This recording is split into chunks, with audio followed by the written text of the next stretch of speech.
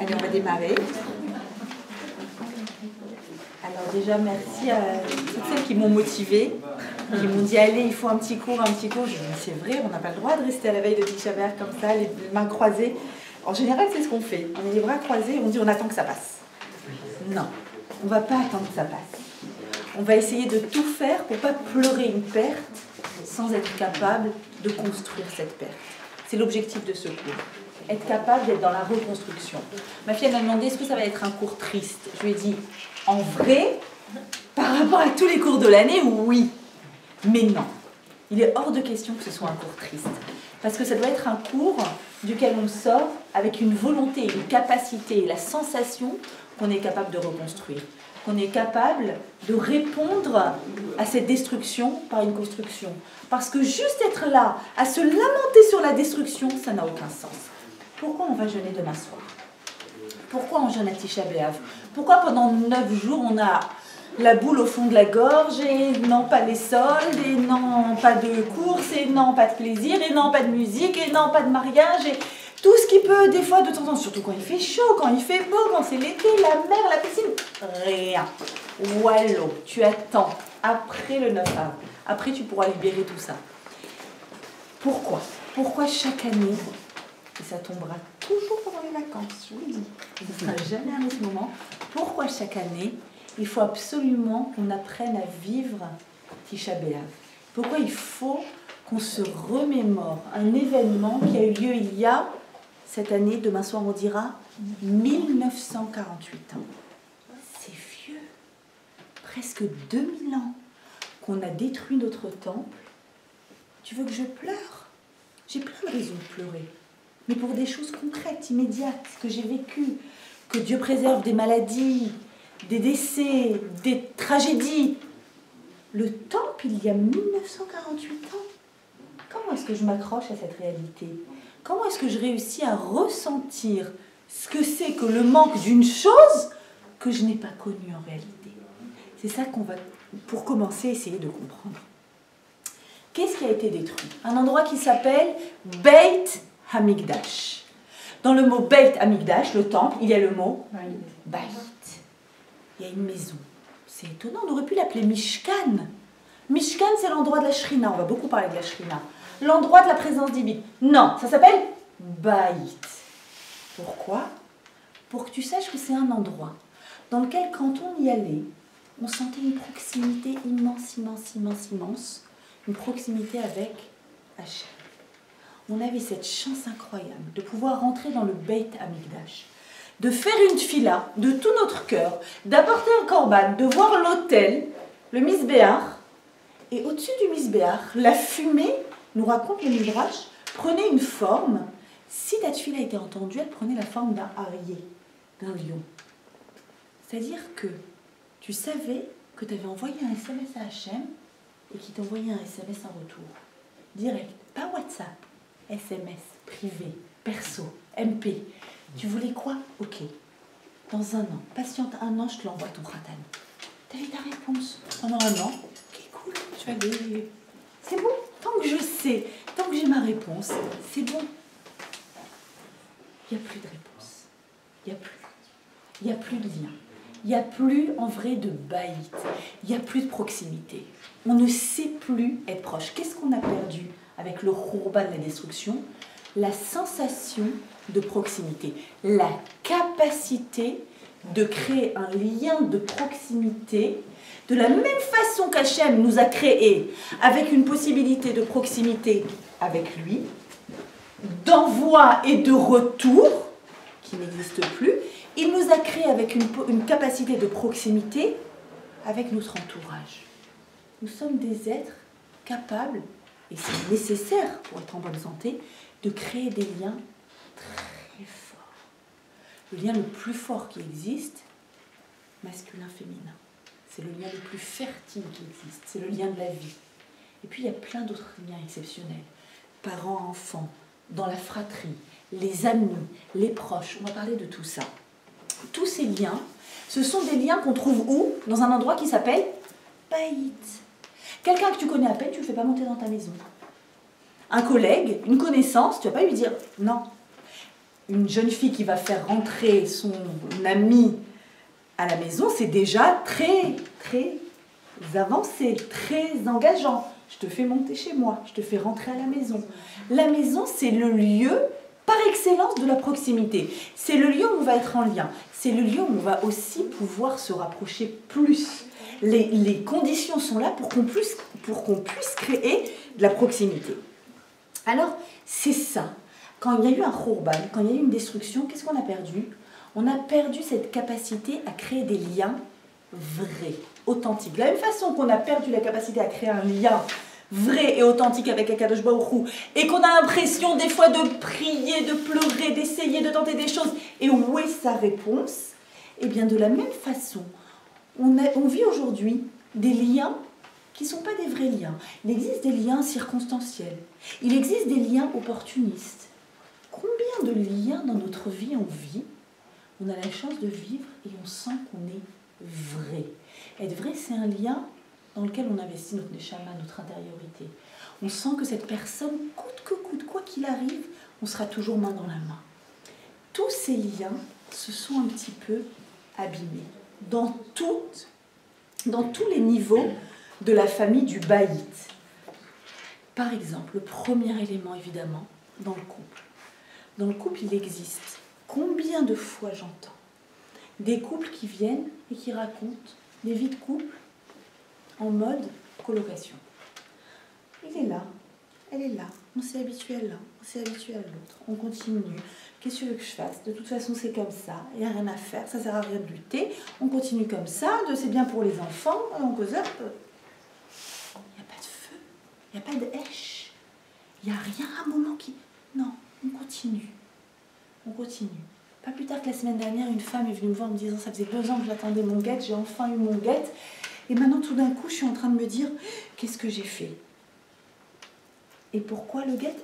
Ça faisait 2 ans qu'on vivait côte à côte, sans qu'il se passe rien, sans qu'il y ait aucun échange, que pour les enfants. Et malgré tout, même à ça, je m'étais habituée. Et même à ça, j'ai du mal à me déshabituer, me dit-elle. Combien de jeunes filles viennent, très récemment encore, plusieurs sont venues, viennent me voir à des moments et me raconter un lien, qui est un lien qui ne les satisfait pas. Et elles pensent qu'elles vont venir et qu'elles vont recevoir la voix de... Qui va leur dire, oui, c'est ton mazal, non, c'est ton mazal, ça n'existe pas ça. C'est à l'intérieur de nous, c'est à l'intérieur de chacune que cette voix... Mais j'entends ce qu'elles disent, qu'est-ce qu'elles racontent? Par exemple, une jeune fille qui vient et qui, d'abord, je la vois très amaigrie, extrêmement amaigrie, limite anorexique, triste, creusée, et je fais plus Shabbat depuis que je suis avec lui, et j'ai plus tellement envie de sortir. Mais tu es en train de me décrire que tu vas pas bien. Alors, c'est quoi ta question exactement? Tu veux que je te dise oui? Continue avec quelqu'un alors que tu me racontes que tu vas pas bien, que tu n'es pas en forme, que ça ne te satisfait pas. Oui, mais on me dit que... Mais peut-être que je suis trop difficile, mais peut-être que... Comment? 3 jours après, une autre jeune fille qui vient et qui me raconte que rien, on se dispute tous les 3 jours. Je me dis, tu sais, même pas engagé, vous vous disputez tous les 3 jours et tu viens et tu me racontes. Pourquoi tu supportes ça? Pourquoi tu supportes quelqu'un qui te prend comme un objet, qui le dépose quand il n'y en a plus besoin? Pourquoi? C'est pas ça les liens qu'Akadosh Baruch Hu a mis à l'intérieur de nous. Il a mis en nous la force de créer des liens vrais, des liens authentiques. Le texte nous dit, il y a 10 mesures de beauté qu'Hachem a mis dans le monde. 9 ont été prises par Yerushalayim. Ça veut dire que quand Yerushalayim et le temple ont été détruits, la notion de beauté, de Yafé, a été détruite. Une relation, c'est Yafé par excellence. Yafé, c'est quoi? Yud, le divin, Hachem, Po, ici. Ça veut dire que c'est le mélange des contraires. C'est le mélange des choses les plus extrêmes, le ciel et la terre. Comme le fameux bête du début de la Torah. La Torah commence par Bereshit, ce fameux bête qui se lit comment? Baït. Le début de la Torah commence par la lettre Baït, une maison. La proximité. Comment est-ce que tu peux créer des liens vrais? Comment est-ce que tu peux créer des liens forts? La beauté, Yafé, Yud, Po, c'est cette capacité au sein d'une maison à prendre des choses qui sont tellement différentes l'une de l'autre et de créer un lien. T'as oublié ce que c'était la beauté. T'as oublié la notion de beau et tu te suffis d'une relation nulle, qui ne t'apporte rien, qui ne t'épanouit pas. Comment ça se fait que tu as oublié que la vie pouvait être belle? Comment ça se fait que tu as oublié qu'un lien, c'est quelque chose qui te remplit et t'épanouisse? Comment ça se fait que tu es capable de venir et de dire « c'est bof, tant pis, je fais avec ». Une maison, baït, est un lieu de construction permanent, dans laquelle les relations doivent être vraies tout le temps, doivent être fortes tout le temps. À partir du moment où on dit c'est pas grave, il est comme il est, je suis comme je suis, on fait avec. À partir du moment où un garçon qu'on fréquente, on se dit c'est pas grave, de toute façon j'aurai jamais le... C'est vrai qu'il ne faut pas être tout le temps exigeante et chercher le prince charmant qui a zéro défaut, parce que personne n'a zéro défaut et toi non plus t'as pas zéro défaut, n'est-ce pas? Donc pourquoi tu cherches zéro défaut? Mais entre ça et ce que je vois de se suffire de quelque chose de minable, de bof, qui n'a pas de saveur, qui n'a pas de goût, qui n'a rien, qui ne te remplit pas, où tout d'un coup on te voit maigrir à vue d'œil, te creuser à vue d'œil, être triste à vue d'œil. Quand une jeune fille vient me voir et me dit « c'est ça, c'est pas ça, ça arrive souvent », d'abord je regarde si elle est épanouie. Tu dois être épanouie. Il y a fait. Ça doit être beau. Ça doit te remplir. Ça doit te donner des ailes. Ça doit te donner envie d'avancer, d'évoluer, de changer. Pas de te diminuer. On est dans une période qui s'appelle Bein HaMetzarim, entre le 17 Tammuz et le 9 Av. Metzar, c'est l'étroitesse. Tu dois ressentir l'étroitesse, l'étroitesse, l'étroitesse. Maintenant, pendant cette période, tu dois ressentir l'étroitesse parce qu'Hachem a détruit dans le monde le baït par excellence, qui est la notion par excellence de la proximité. Et on ne sait plus vivre une vraie proximité. Mais après le 9 Av, il y aura tout Béav. Cette fameuse date où les jeunes filles dansaient dans les vignes et les jeunes hommes venaient et des rencontres se faisaient, elles doivent être épanouissantes. Elles ne doivent pas te diminuer. Elles doivent te donner une vision large de la vie.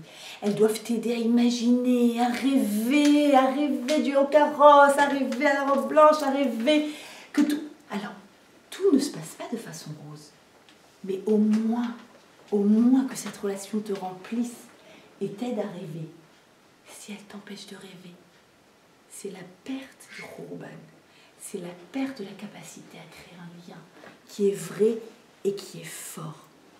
Dans la fratrie, les liens dans la fratrie, combien c'est important dans un baït, dans une maison, que la fratrie sache vivre en bonne entente, pas que en colocation. Ok, tu es dans ta chambre, je suis dans ma chambre, tu prends ton ordi, je prends mon ordi, tu prends ta télé, je prends ma télé, je touche pas à ta télé, tu touches pas, tu ouvres pas mon armoire, j'ouvre pas... Où est le lien? Où est le partage? Vous savez que le livre de Bereshit est un livre qui, en remèze, en allusion dans la Torah Kabbalah, résume l'histoire du monde, du début de Bereshit jusqu'à Vayechi le dernier. Qu'est-ce qu'il y a dans l'histoire de Bereshit? Des histoires de haine dans la fratrie, tout le temps, tout le temps, tout le temps. La pire de toutes, Yosef et ses frères.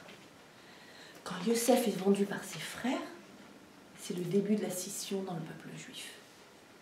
Quand Yosef se réconcilie avec ses frères, nous dit le texte allusif, la Kabbalah, nous dit ça, c'est l'image que tu peux avoir du Mashiach. Quand dans une fratrie, il y aura une union à nouveau et qu'au lieu de se haïr l'un l'autre, ils sauront s'attacher l'un à l'autre et être proches les uns des autres. Dans la fratrie, combien c'est important. D'ailleurs, dans le texte de Vaïgash, le Zohar HaKadosh sur Vaïgash parle beaucoup de la destruction du temple. Pourquoi là-bas? Parce que c'est dans Vaïgash que les frères se rapprochent et se réconcilient l'un des autres. Et Yosef se révèle à ses frères. Et il se met à pleurer. Il demande à tout le monde de partir, il se met à pleurer. Il leur dit à Ani, Yosef Achirem, je suis Yosef, votre frère. C'est ici le symbole de la réconciliation absolue dans le peuple juif qui apportera la construction du Beth Amikdash. Il se met à pleurer, le texte dit Vehakol Nishma Bet Paro. Et la voix de Yosef a été entendue dans la maison de Paro. Le texte Googlise la Torah, où j'ai déjà entendu Kol Nishma. Ah, Rachel, sa maman. Kol Berama Nishma. Une voix se fait entendre à Rama. Nehi Bechit Amrurim. Arrête de pleurer, Rachel. Rachel Mevaka Albanea. Rachel pleure pour ses enfants. Rachel, qui n'est plus de ce monde quand il y a eu la scission entre les frères, elle pleure. Elle pleure, elle dit, je veux qu'ils se réconcilient. Je veux qu'ils se réconcilient. Et quand la voix de Yosef se fait entendre derrière la voix de Yosef, on dit, attention, il y a une autre voix qui s'est faite entendre. Toute fratrie a des parents, ici ou là-haut, qui pleurent pour qu'il y ait une entente entre eux, pour qu'ils puissent se réconcilier. Parce qu'il n'y a rien de pire qu'une maison où chacun vit de son côté, où chacun vit à part, où il n'y a pas de partage. On m'a fait remarquer la semaine dernière que, je ne savais pas, mais qu'il y a une publicité qui est sortie il n'y a pas longtemps, concernant, vous savez que la publicité, je trouve que c'est toujours un petit peu le baromètre, la température de la société dans laquelle on vit. Et je parlais dans un cours justement de ce manque de lien dans nos maisons. Et c'est d'ailleurs intéressant de voir qu'on est dans une société où qu'est-ce qu'on crée le plus? Des applications pour créer du lien. Facebook, Twitter, Snapchat, je ne sais pas toutes celles qui... Même dans Waze. Même dans Waze, tu peux partager, tu peux envoyer un like, tu peux... Même quand tu cherches ta route, tu peux créer des liens et dire « Ah, quelqu'un m'a envoyé une info, j'envoie une info à quelqu'un. » Qu'est-ce qu'on veut? Qu'est-ce que le monde veut? De quoi il est assoiffé, le monde? De liens. Mais pas virtuels. Des vrais liens. Et on m'a fait remarquer qu'il y a une publicité qui est sortie très récemment par la Poste. Alors, a priori, ça a l'air, ils me l'ont montré, ça a l'air nickel. Veiller sur mes parents. Super. Tu payes la Poste pour aller prendre un café avec tes parents. Tu peux pas y aller, toi. Tu peux pas y aller, toi. Mais ils vivent loin. Okay. Fais quelque chose. Payez un service. Alors vous allez me dire, c'est mieux que rien. Tant... Mais c'est aussi se dédouaner. Mais c'est aussi... Et on m'a dit que les parents, les personnes âgées, attendent comme des fous le postier pour qu'ils viennent parler avec eux. Vous savez que la maladie la plus terrible de ce siècle, c'est la solitude. Par quoi on va commencer le soir de Tisha B'Av? Par quel texte? On va dire Eicha. Eicha Yashva Badad. Comment c'est possible qu'elle soit assise toute seule? Toute seule dans une telle solitude. On parle de Jérusalem, on parle des exilés de Jérusalem. Rien que d'imaginer ces personnes âgées. Ils sont rien. Le postier vient, c'est la visite de l'année. Ils attendent tous les jours le moment où le postier va venir. Vous vous rendez compte, quelle tristesse! Quelle tristesse d'être seul et d'être dépendant de ça. Alors qu'on a une capacité à l'intérieur de nous de créer et de créer et de créer du lien sans arrêt. Un baït, c'est l'endroit du lien. Pleurer le Beth Amikdash, c'est pleurer en réalité notre baït. Notre baït, il est fondé comme le Beth Amikdash. Dans le Beth Amikdash, il y avait une menorah, nous on a les bougies de Shabbat. Dans le Beth Amikdash, il y avait un shulchan, on a nous aussi notre table. Dans le Beth Amikdash, il y avait le mikvé, on a le mikvé dans nos maisons. Il y avait du lien, il y avait une kapara, il y avait des tefilot. Notre maison est faite selon le modèle du Beth Amikdash. Alors comment on reconstruit le Beth Amikdash? Construisant des maisons. C'est écrit textuellement. Chaque foyer juif qui se construit, c'est une pierre du Beth Amikdash qui est bâtie. Et qu'est-ce qu'il y a à l'entrée d'un foyer juif? Quand on est propriétaire de sa maison, en face de la porte d'entrée, et je trouve qu'il n'y a rien de plus beau que ça, de voir que tu ouvres la porte d'entrée. Et il y a une halakha dans le Shulchan Aruch qui dit, tu dois laisser en face de la porte 50 cm sur 50 cm un mur pas terminé. Tu vois le plâtre à nu. Comme si la maison était encore en construction, encore en chantier. Pourquoi? Tu ouvres la porte de chez toi. Et la première chose que tu vois, ici, c'est une maison en construction. Ici, on continue de construire. On ne pense pas ici qu'on est arrivé. On ne pense pas ici que les relations, elles sont comme ça. Eh ben tant pis, je ne peux pas faire mieux. Ah ben mon fils il me parle plus, ben c'est pas grave, c'est comme ça, hein. Il est énervé, c'est l'adolescence, il parle plus à ses parents, il veut plus répondre. Comment tu t'habitues à ça? Lutte! Lutte pour avoir des relations vraies. Ouvre la porte de ta maison, tu vois le chantier, tu dis ici on est en train de construire. On n'a pas terminé. On ne dit pas c'est comme ça et j'accepte. On lutte pour avoir des relations vraies et authentiques.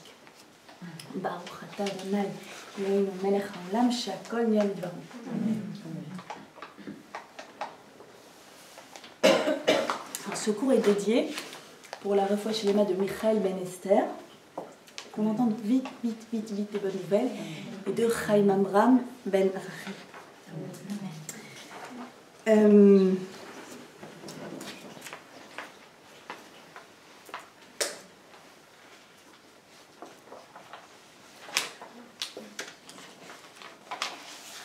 Alors, la maison juive, le baït, c'est l'endroit de la construction par excellence.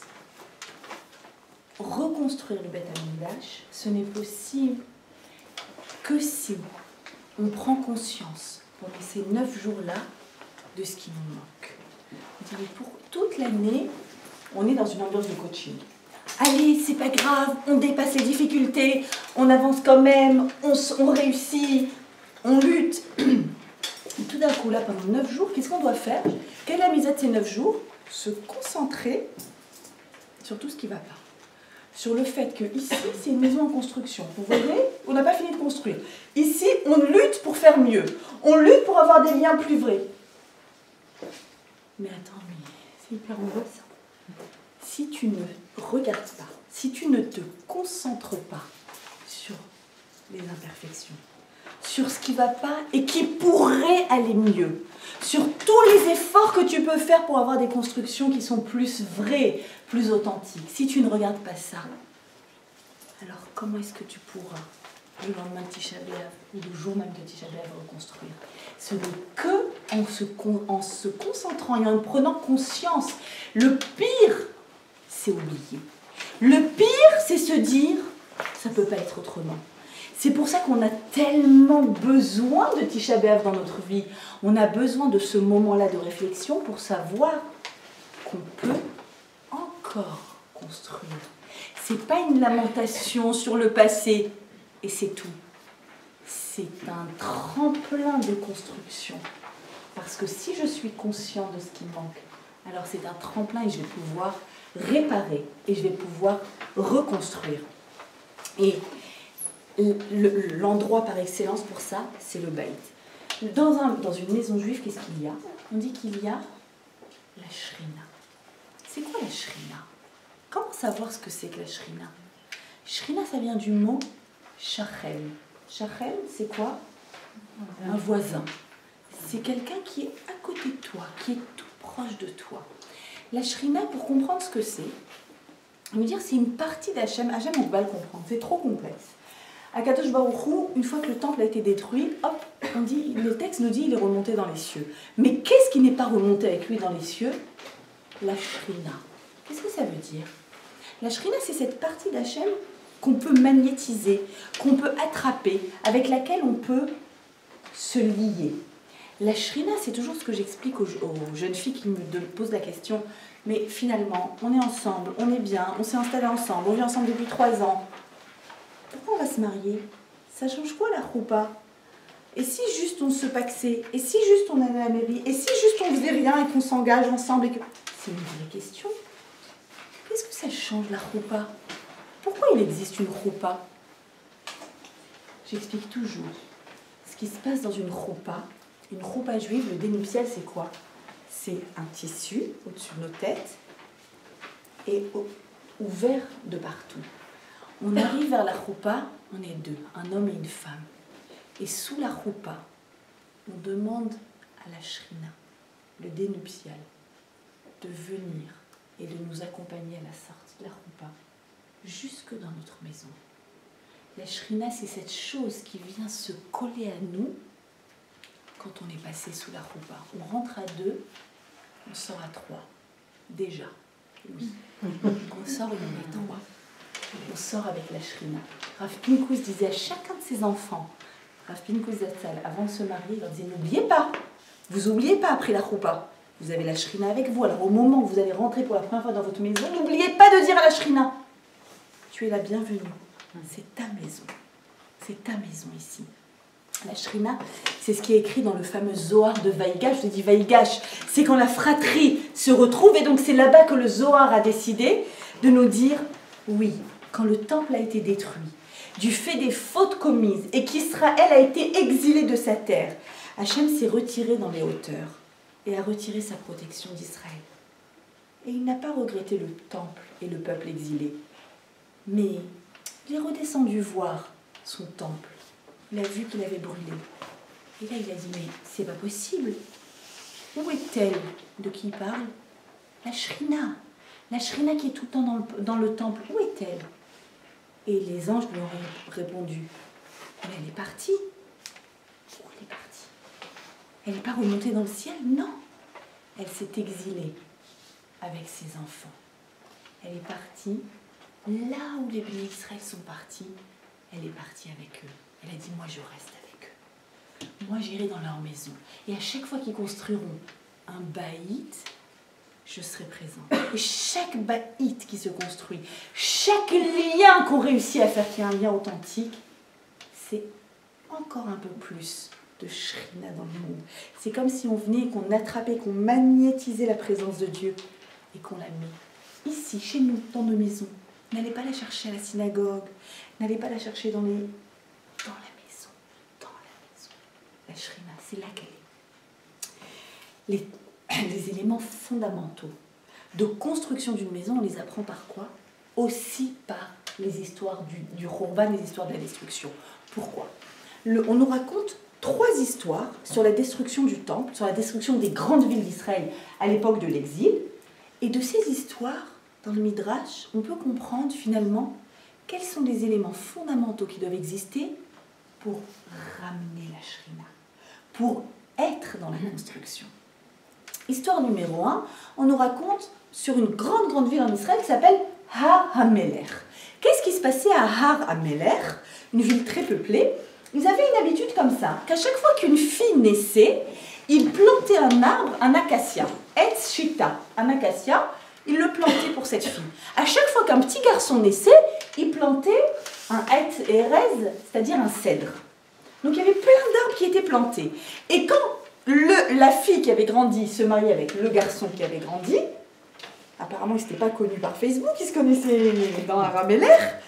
Alors qu'est-ce qu'on faisait? On allait prendre l'arbre de l'un, l'arbre de l'autre, avec ces 2 branches, on fabriquait une roupa, et ils se mariaient sous cette roupa.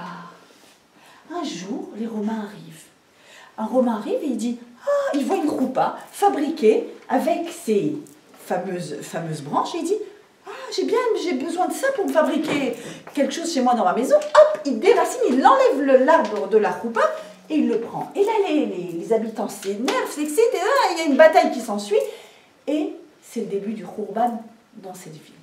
Histoire numéro 2. Dans la ville de Beitar, et on va décortiquer ce que ça veut dire. Dans la ville de Beitar, immense ville aussi, très peuplée. Qu'est-ce qu'on avait l'habitude? À chaque fois qu'un couple se mariait, on avait l'habitude d'amener aussi à la cérémonie un coq et une poule. Sympa, ça fait du coq. Imaginez pendant que le rabbin fait. Pourquoi? Pour la fertilité du couple. Hein, on sait que les poules, grâce à Dieu, elles pondent. Et pour la fertilité du couple, ils étaient présents. Arrive un Romain, il dit un bon petit coq à me faire pour le repas de midi. Hop, il attrape le coq et il part avec. Et les gens s'énervent. Destruction de Beitar qui va s'en suivre. Yerushalayim, histoire très connue que vous connaissez évidemment. Aussi encore une histoire de mariage incroyable. Il y a un mariage très important. Tous les nobles sont invités et il y a eu une erreur ou pas. Peut-être qu'un Romain a fait exprès. Kamtsa devait être invité. On est allé inviter Bar Kamtsa qui est venu, qui mourait de honte quand celui qui a fait la Séouda, le parent du marié ou de la mariée, lui dit « Mais qu'est-ce que tu fiches ici? Regarde mon portable, il y a écrit que tu m'as invité. N'importe quoi, c'est une erreur, mon téléphone a bugué, c'est pas possible que je t'ai invité. Repars d'ici, s'il te plaît, je te paye la roupa, je te paye le mariage, je te paye le mariage pour toi. » Va-t'en, et il a eu honte, et s'en est suivi la destruction du Yerushalayim. Alors, 3 grandes villes d'Israël. À chaque fois pendant un mariage, À chaque fois qu'on se construit un baït. Et là, le Midrash vient et me raconte qu'est-ce qu'ils ont fait pour détruire le baït. En comprenant ce qu'ils font pour détruire le baït, moi je sais comment construire un baït. Numéro 1, ces plantes. C'est quoi ces deux arbres qui poussent et avec lesquels on fabrique la roupa. La roupa, je vous ai dit, c'est l'endroit où la shrina va venir se coller à un couple et le suivre dans son histoire. Il a déraciné une roupa. Il leur a dit, à partir de maintenant, vous n'aurez plus de shrina dans votre maison. Je vais créer un monde, dit Titus, dans lequel vous allez vous marier et ce qui sera important pour vous, ça ne sera plus la shrina, ça ne sera plus la roupa, ça sera des relations de passage, ça sera des relations de désir, des relations qui vous font plaisir. Mais votre préoccupation numéro 1, ça ne sera plus la roupa, ça ne sera plus la shrina. Deuxième destruction. Donc la construction numéro 1, c'est quoi? Comment je construis un couple juif? Le fondement. Est-ce que dans notre couple, il y aura la shrina? Est-ce que toi et moi, on est d'accord pour que c'est ça, la première des choses qu'on invitera dans notre maison? Numéro 1. Numéro 2, la transmission, le coq et la poule. Qu'est-ce qu'on transmet à nos enfants? Quand le Romain vient, et on est dans des images ici, des symboliques très fortes, le Romain vient et enlève la poule, qu'est-ce qu'il dit? Plus de transmission, plus de suite à la génération d'après. Ça s'arrête. Vous allez fonder des foyers où ce qui sera important, c'est moi et toi. C'est tout. Est-ce qu'on pensera aux enfants? Pas du tout. On est là pour nous, pour kiffer, pour se faire du bien l'un à l'autre. Pourquoi? Construction numéro 1. Numéro 2. On est là pour transmettre. On est les maillons d'une chaîne qui ne s'arrête pas. Qu'est-ce que toi et moi, on veut transmettre à nos enfants? Élément numéro 3. Kamtsa et Bar Kamtsa. On se marie, mais il y a plein de proches autour de nous. Il y a plein de personnes qui sont invitées. Quelle relation on entretient avec nos proches? Quelle relation on a avec ceux qui sont présents? Est-ce qu'on est dans la haine? Est-ce qu'on est dans les rejets? Est-ce qu'on dit c'est ou toi ou tes parents? C'est ou toi ou tes copines? C'est ou toi ou bien est-ce qu'on est capable de vivre en harmonie aussi bien les relations dans la maison que les relations avec tous les proches? 3 fondements. Et je vous ferai remarquer, en préparant le cours, je l'ai réalisé, toujours ce triptyque est présent. Toujours ces 3 éléments. Regardez, il y en a un, c'est quoi? Le fondement, la shrina. Vous avez pensé à quoi? À de la katnerot, la neshama qui vient en plus. Le deuxième fondement, c'était quoi? La transmission aux enfants, le mikvé. Le troisième fondement, c'était quoi? La relation avec nos proches. Chala, qu'on mange tous ensemble, qu'on partage tous ensemble autour de la table. Toujours ces 3 éléments-là qui sont là, dans la création du foyer juif, en permanence, les fondamentaux. Et d'ailleurs, vous savez, cette histoire de Kamtsa et de Bar Kamtsa, elle n'est pas si vieille que ça. Il n'y a pas plus tard qu'il y a 2 ou 3 semaines. J'ai pas pu aller au mariage d'une élève qui m'est très proche, mais on m'a raconté qu'à l'occasion de ce mariage, il y avait des histoires de famille qui ne se voyaient jamais, mais ils se sont vus parce qu'il y a eu le mariage. Et là, à la soirée, la Kala n'a pas arrêté de pleurer parce qu'il y a eu des disputes entre les tantes d'un tel et les tantes d'un tel qui se sont revues à ce moment-là. Et ça a été, il paraît que ça a pris des proportions incroyables. Et la mariée qui pleure et qui pleure et qui pleure parce qu'à son mariage, la famille 2 et la famille 2 se disputent. C'est pas si loin. C'est pas si loin, il y en a encore. C'est là-dessus qu'on vient et qu'on dit. Il faut reconstruire, urgemment reconstruire. Pourquoi j'y arrive pas? Pourquoi j'arrive pas à créer ces liens si proches? Pourquoi dans ma maison j'arrive pas à sentir qu'il y a cette harmonie? J'aimerais tellement une maison comme ça. Comment je fais? Je veux reconstruire. Tu nous as dit c'est des larmes pour reconstruire. Venez on reconstruit. Comment on fait? Alors, vous allez dire venez on pleure. Comment? Vous allez dire venez on pleure. On va reconstruire.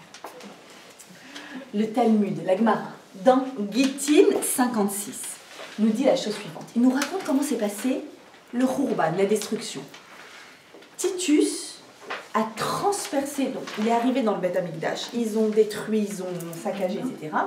Titus, et il a pris un Sefer Torah qu'il a déroulé par terre, il a amené une prostituée, il a fait ce qu'il a fait sur ce Sefer Torah, il s'est moqué des Juifs. Et ensuite, comme si c'était pas fini, il a pris son épée. Devant lui, il y avait la fameuse parochet. La parochet, c'est le rideau splendide, qui séparait le Kodesh à Kodashim, cet endroit tellement saint où le Kohen Gadol ne pénétrait qu'une fois par an, le jour de Kippour, dans lequel il y avait les krouvim, masculin, féminin, qui étaient enlacés, le signe de la proximité absolue, masculin et féminin enlacés, et il ose, avec une azout, avec une effronterie incroyable, il ose prendre son épée, et il transperce cette parochette avec son épée et raconte la Gemara dans Gittin qu'à ce moment-là, quand il a transpercé le rideau, la parochette, Neskara, un miracle a lieu. Quel miracle? Et du sang s'est mis à couler du rideau. Vesavouraya, et il a pensé, Titus, il a écrit dans la Gemara, chez Harag et Tatsmo, il a écrit qu'il s'est tué lui-même, mais la Gemara parle comme ça parce qu'elle ne peut pas écrire ce qu'il a pensé vraiment. Il a pensé qu'il a tué. C'était possible de... Puisqu'il rentre dans... le rideau, pour entrer dans l'endroit le plus kadosh, le plus saint, il le transperce avec son rideau, du sang coule, donc il a tué... Rav Moshe Shapira pose la question, il dit, c'est un S? C'est un S que du sang coule d'un rideau? C'est un est que Titus dise j'ai tué. La suite de la Gemara, Amar Rabbi Ishmael dit, les Chachamim ont vu ça et qu'est-ce qu'ils ont dit? Mi kamocha ba'ilmim Hashem. Il y a un pasouk qui est dit au moment le plus fabuleux du peuple juif, au moment de l'ouverture de la mer. Ils disent Mi kamocha ba'elim Hashem, qui est comme toi parmi toutes les forces qu'il y a dans le monde, qui est comme toi parmi tous les dieux, parmi toutes les forces Hashem. Il transforme ce verset, il dit Mi kamocha, qui est comme toi, ba'ilmim, ils ont rajouté un même, ça veut dire